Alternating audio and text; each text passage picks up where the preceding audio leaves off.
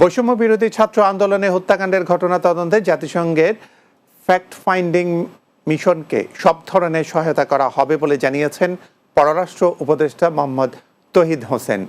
সম্পূর্ণ নিরপেক্ষ তদন্ত করা হবে বলে জানান তিনি। দুপুরে পররাষ্ট্র মন্ত্রণালয়ের বিভিন্ন দেশের রাষ্ট্রদূত ও প্রতিনিধিদের সাথে বৈঠক শেষে সাংবাদিকদের তিনি এই তথ্য জানান। এদিকে বাংলাদেশের সাথে সুসম্পর্ক বজায় রেখে অন্তর্বর্তীকালীন সরকারের সাথে থেকে কাজ করতে আগ্রহ প্রকাশ করেছে রাশিয়া ও জাপান।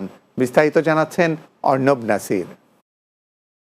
বৈষম্য বিরোধী ছাত্র আন্দোলনে হতাহতের বিষয় বুধবার বাংলাদেশের প্রধান উপদেষ্টা অধ্যাপক ডক্টর মোহাম্মদ ইউনূসের সঙ্গে টেলিফোনে কথা বলেন জাতিসংঘের মানবাধিকার প্রধান ভলকার তুর্ক। এ সময় তিনি জানান, হত্যাকাণ্ডের ঘটনা তদন্তে শিগগিরই বাংলাদেশে আসবে জাতিসংঘের ফ্যাক্ট ফাইন্ডিং মিশন। অধিকার প্রতিষ্ঠার লক্ষ্যে বাংলাদেশের ছাত্র আন্দোলনের প্রতি সমর্থন ব্যক্ত করার জন্য ভলকার তুর্ক এবং জাতিসংঘের মহাসচিব অ্যান্তোনিও গুতারেসকেও ধন্যবাদ জানান প্রধান উপদেষ্টা।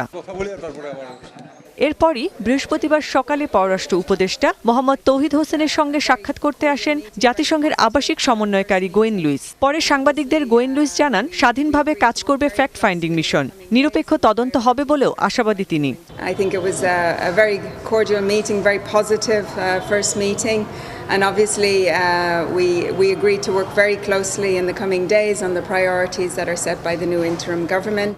পররাষ্ট্র উপদেষ্টা সাংবাদিকদের বলেন, বৈষম্য বিরোধী ছাত্র আন্দোলনে হত্যাকাণ্ডের বিষয় নিরপেক্ষ তদন্তে বাংলাদেশ ও জাতিসংঘ স্বাধীনভাবে কাজ করবে। যারা এই অপরাধগুলো করেছে এবং যারা হুকুম দিয়েছে তাদেরকে অবশ্যই বিচারের সম্মুখীন করতে হবে এবং সে কাজে জাতিসংঘ সহায়তা করুক, এটা তো আমাদের নীতিগত সিদ্ধান্ত আছে।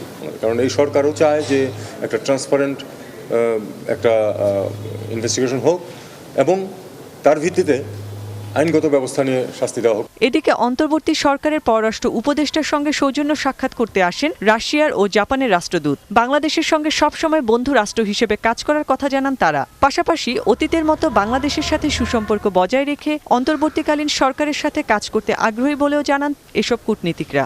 And under the strategic partnership enshrined between the two countries, Japan will continue its support for Bangladesh's development and prosperity. The Russian-Bangladesh relations are based on the solid foundation of friendship traditionally binding the peoples of our countries. Arnab Nasir, Bangla TV, Dhaka.